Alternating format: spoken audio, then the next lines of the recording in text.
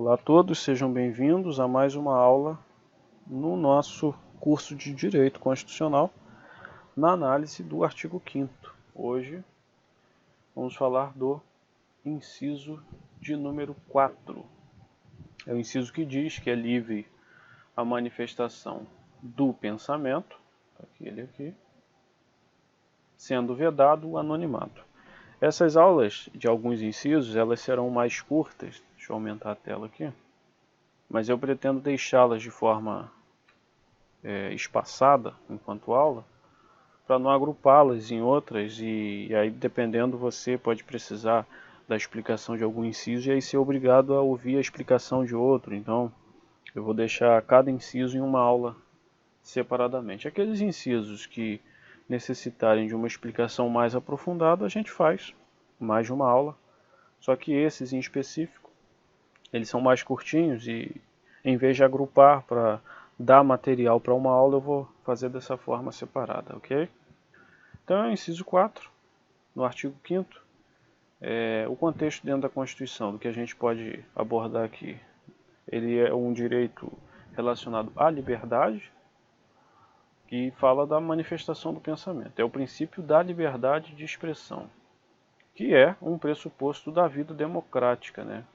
O demos, que significa povo, vem desde da organização que ocorria na Grécia Antiga, na Grécia pré-aristotélica, aquela Grécia ainda período arcaico. Democracia é a possibilidade de todos influenciarem. E uma das maneiras de influenciar é por meio da liberdade de expressão, porque sem ela você não consegue expor qual que é o seu posicionamento, a sua ideia. Exige também uma transparência, porque já que a manifestação do pensamento é livre, é permitido que se tenha esse tipo de transparência, para que não se admita o anonimato. Veja que o inciso 4, ele começa falando qual que é a regra e depois vem a exceção, a vedação ao anonimato. Então, ao mesmo tempo que ele concede um direito, ele coloca um obstáculo de que forma você não pode exercer esse direito. Isso porque o anonimato ele permite ilicitudes sem ter como punir. Você não consegue punir. Aliás, dentro de direito digital, hoje em dia é muito complicado. Como que você pune uma pessoa que está por detrás de um IP, ou muitas vezes usando um proxy ou um VPN, usando algum mecanismo online de proteção? Porque hoje em dia, com qualquer chip, qualquer número de celular ou com qualquer conta fake de e-mail, você consegue criar contas no Twitter, no Facebook, no YouTube, em qualquer rede social. E é possível praticar ilicitudes. E como você vai puni-las se a pessoa está por detrás de um anonimato? É bem complicado. Por isso que a Constituição, ao mesmo tempo que concede esse direito, tira a possibilidade desse sigilo. E aí tem duas manifestações, essa ideia da proibição ao anonimato. A primeira é uma finalidade preventiva, que é o desestímulo a manifestações abusivas. Uma pessoa que vier a pensar em expor um pensamento que seja abusivo, ela vai ter que pensar duas vezes, porque por meio do anonimato ela não vai poder manifestar-se. E a outra é a função repressiva, que é a permissão do direito de resposta e a responsabilização civil e penal. A permissão do direito de resposta é exatamente o contraponto. Uma vez que você recebe uma determinada informação ou até é exposto, você tem o direito de saber quem o expôs e, sob esse ponto de vista, até exigir civil ou penalmente algum tipo de responsabilização. E no caso da seara civil, até um direito de resposta nesse sentido. O uso no processo penal, isso é muito interessante. Aqui não é tão necessariamente o processo penal, pode ser na parte inicial, no próprio inquérito. Não serve como prova, isso é importante que fique claro. Não serve como motivo para instaurar inquérito policial. Isso aqui é importantíssimo. Então, uma denúncia anônima, ela não pode ser o único motivo para instaurar uma peça tão importante como um inquérito policial. Aí que eu coloquei, vai caber à autoridade averiguar a veracidade da informação. É claro que haverá uma investigação, mas você não pode basear apenas naquilo. Nos casos de denúncia anônima, né? Nos casos dos ditos disque denúncia. E aí, uma vez que a autoridade comece a investigar e veja que de fato há elementos que dão a entender que aquela denúncia ela é corroborada por outras situações, aí a autoridade pode deslanchar e dar início ao inquérito sem problema algum. E aqui eu quis trazer um pouquinho do histórico dessa proteção. O início mais efetivo da liberdade de expressão ele começa a partir desses momentos justnaturalistas, a ideia do direito natural lá no iluminismo. Há uma valorização da racionalidade humana. É um momento que há uma certa queda no conhecimento e na forma que era exposto o conhecimento eclesiástico, aquela sociedade que vivia praticamente uma teocracia. E aí, nesse período para frente, a razão humana ela ganha relevo. E é nesse momento que ganha ideia a liberdade de expressão. Também com o desenvolvimento da imprensa, aí o trabalho do Gutenberg, porque você acaba conseguindo disseminar ainda mais a informação, ela ganha espaço.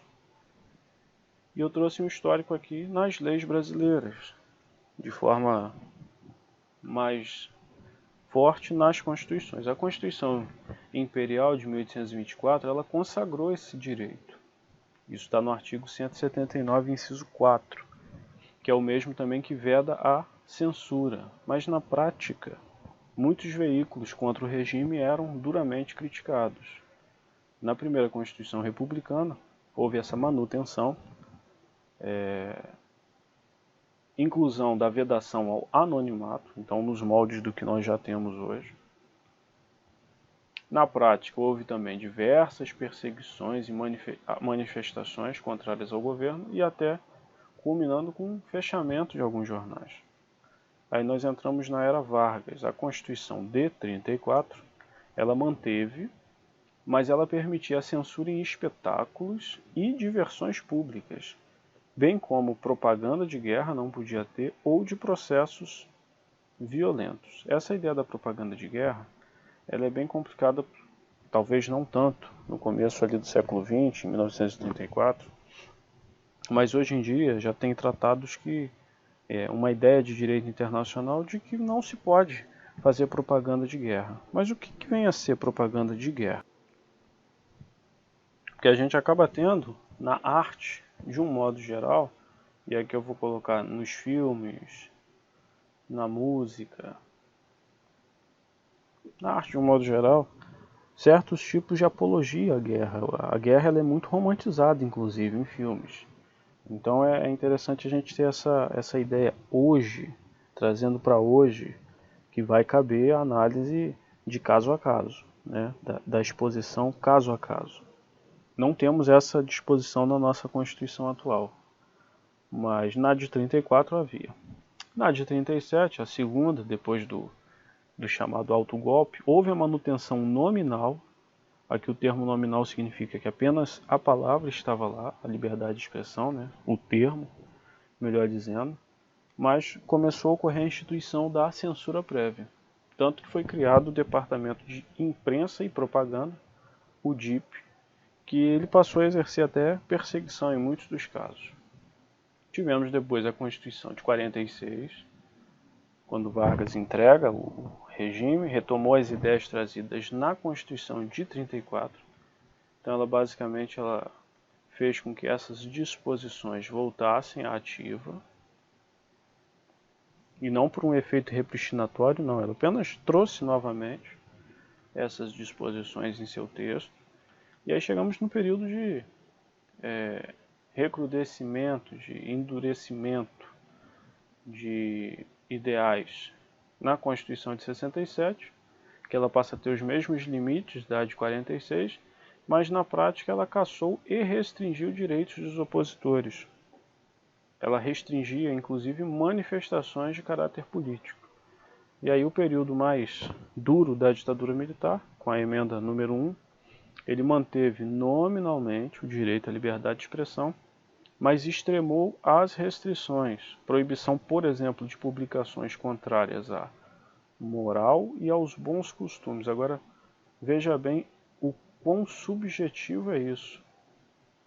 Aqui minha letra saiu horrível. Mas a gente tem aqui uma ideia de subjetividade extrema. O quão subjetivo é isso? Como que a gente sabe o que é moral, o que é bom costume? Com base em que tipo de moral? Em que tipo, o que é bom costume para um pode não ser para outro.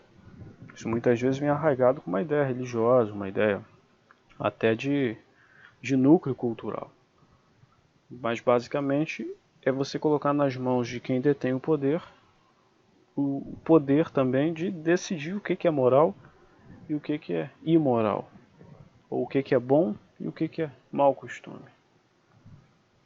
E aqui temos a lei, isso um pouquinho antes da emenda 5520, que ela regula a liberdade de manifestação do pensamento e de informação. Aí eu quis trazer aqui para explicar, para mostrar para vocês o quanto que antigamente, como que funcionava, né? Falava é livre a manifestação do pensamento e a procura, o recebimento, a difusão de informações ou ideias aqui ainda com acento, né? Muito antes da reforma, por qualquer meio e sem dependência de censura. Falava inclusive a livre publicação e circulação de livros e jornais e outros periódicos, salvo se clandestinos ou quando atentem contra a moral e os bons costumes. Veja essa ideia da subjetividade. E a exploração desses serviços dependendo de permissão ou concessão, isso aí normal. E também o decreto Lei 236 de 67, que ele alterou essa Lei 4117 de 62. E ele fala exatamente assim: constitui abuso no exercício de liberdade da radiodifusão o emprego desse meio de comunicação para a prática de crime ou contravenção previstos na legislação em vigor do país, inclusive, então aqui, o que ele considera uma prática que deve ser condenada, que não é permitida, ou que nas palavras do decreto constitui abuso. Então, incitar a desobediência às leis ou decisões, divulgar segredos de Estado, ultrajar a honra nacional, mais uma questão que pode ensejar a discussão dessa subjetividade, fazer a propaganda de guerra e promover campanha discriminatória de classe, cor, raça ou religião.